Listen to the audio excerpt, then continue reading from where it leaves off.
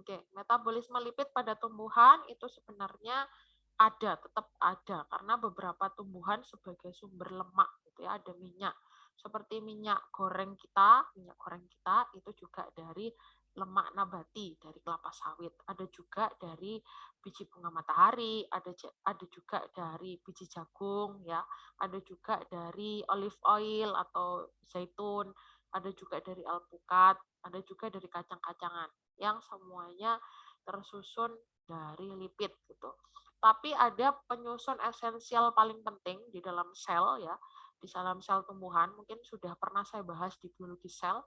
Susunan membran kita itu terdiri dari fosfat dan lipid gitu ya. Sebagian besar lipid.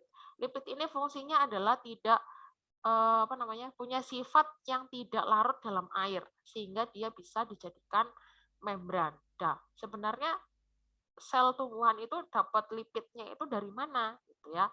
Kita coba mengulik sedikit lipid dari sel gitu ya.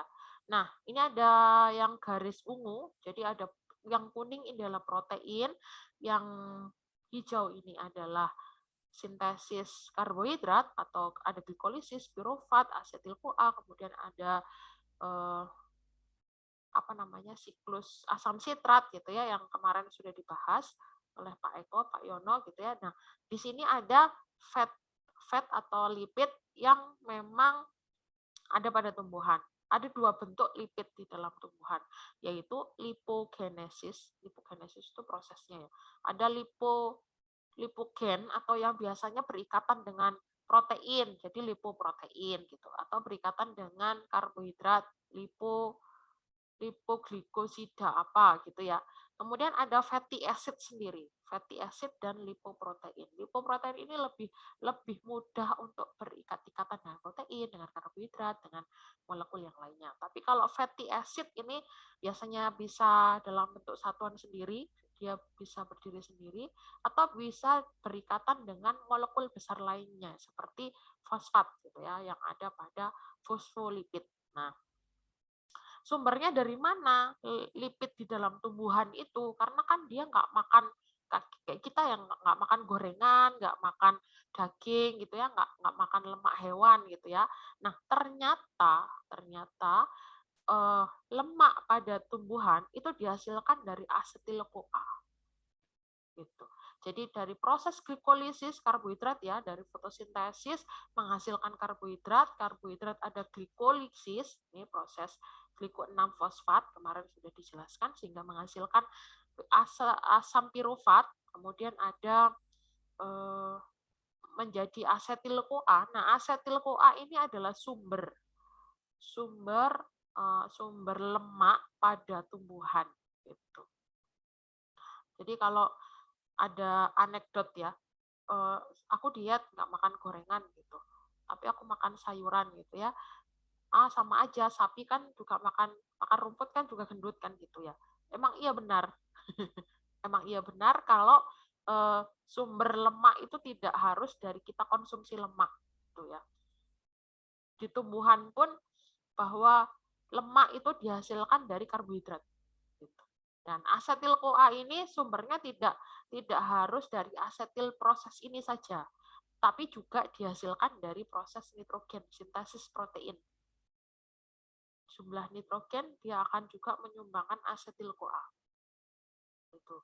Kemudian dari asetil CoA ini jadi lipogenesis tuh. Baru lipogenesis menjadi fatty acid gliserol. Jadi ada fatty acid, ada gliserol yang nantinya akan membuat fatty acid spiral yang seperti pada membran itu. Membran kan ada punya dua kaki ya, yang agak berlekuk-lekuk spiral seperti itu. Nah, itu tersusun dari fatty acid spiral yang dihasilkan dari fatty acid dan gliserol. Asam gliserol gitu.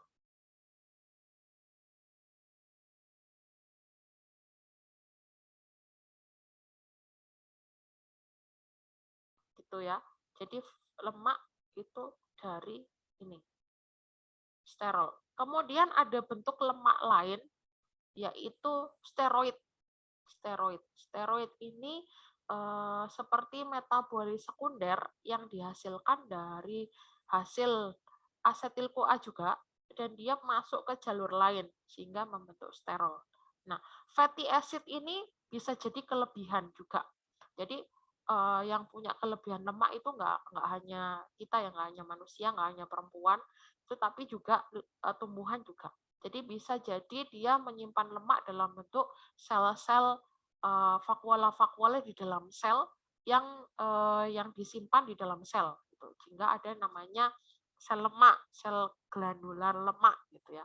Kalau kita lihat apa ya, santan gitu ya, apa namanya, kelapa, itu kan di dalam buahnya apa sih namanya, endometrium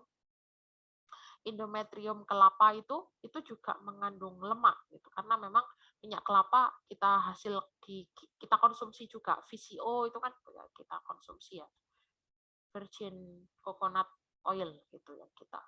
Nah, itu ada bentuknya lagi sterol. Nah, sterol ini bentuknya adalah metabolis sekunder. Jadi kalau kelebihan asetil CoA bisa apa namanya ini. Sebentar, permisi sebentar, anak saya